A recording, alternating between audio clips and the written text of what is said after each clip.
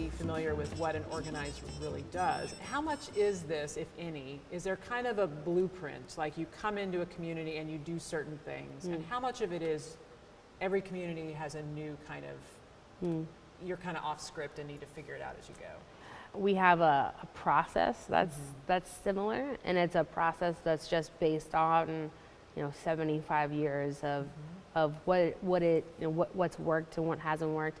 I think another way to say that it's 75 years of learning what it means to really be with people where they are, and if your actual goal is to help people fight for themselves, and how to be strategic and how to create an unlikely group of allies that are acting consistently and persistently, that exist, that have relationships that aren't about you, and that aren't about the money that you bring to the table, that if it's really about them.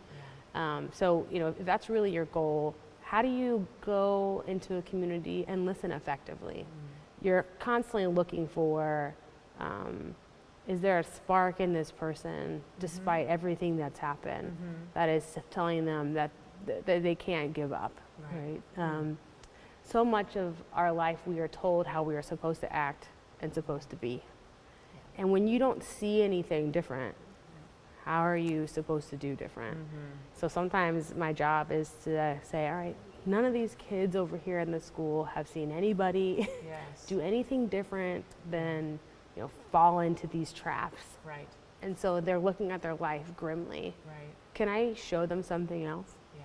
And So it's a work of imagination then, right? Absolutely. And helping them see what you see as possible through them. Right. And what you have experienced in other places. Based off of what we would call self-interest, what I think maybe in this conversation would be based off what they put it onto the stage, right? So, all right, I would never choose that. I would never say that. I would never have that instinct at all. But you all did. So how do we make something real that you make out of that? Right. And that is almost always better. There's a lot of focus in organizing of thinking about what can we be effective in. I mean, it's not just a sort of bring people along and build power. It has a purpose, right, and an end. At Voice, when they first started, they were wanting to work in healthcare, but they ended up focusing on dental care because it was achievable. They could really see some success with this brand new group. Sometimes, especially in a faith context, you have to make that public pronouncement, even though you know it isn't going to be effective in the sense of bringing about change, because here we stand. We have to take this stand. So when I was in Illinois, there was this affordable housing apartment complex, mainly full of Black women and their families. There weren't a whole lot of men on the property. I think there were 700 people, and 400 of the people were children. And I drive up into the neighborhood, and there's no sidewalk. It's a mile to the grocery store. It's cold. It's Illinois. Right. They live next to a Mako on this street that's clearly tucked behind all these other places on purpose. And I get into the community. I've noticed 16 things that would feel like this is the thing that's going to be the change we need to make. And I start talking to people, and they're like, I just want to have a parking pass for my affordable car. I want a parking pass.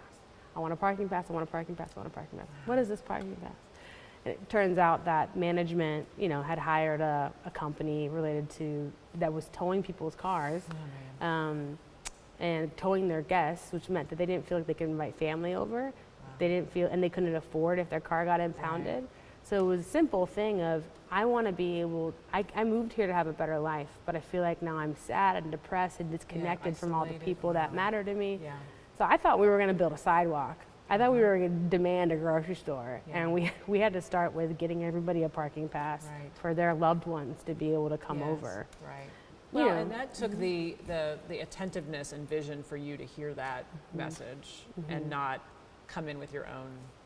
You had your things that you saw, but what they saw was, this is really what matters, and this is the first step. And maybe things can come later, but. Yeah, and I think I was naive in thinking that wasn't change, because what happened was by them deciding the course of action that mattered most to them, we did this action, we got recognition from the landlord, they got their parking passes. Then they asked, they're running the meeting, and they asked the landlord to now leave, right, after they finished their meeting, so we could have our own evaluation. Yeah. And one of the leaders that I was really curious about the whole time, I was afraid that she wasn't, afraid she was just not hopeful. She stopped at the end and she looked at me and she said, "What are we going to do next?" So much of this work is, it's not just about starting where people are at because it's effective. It's starting where people are at because you're here, because they are the action.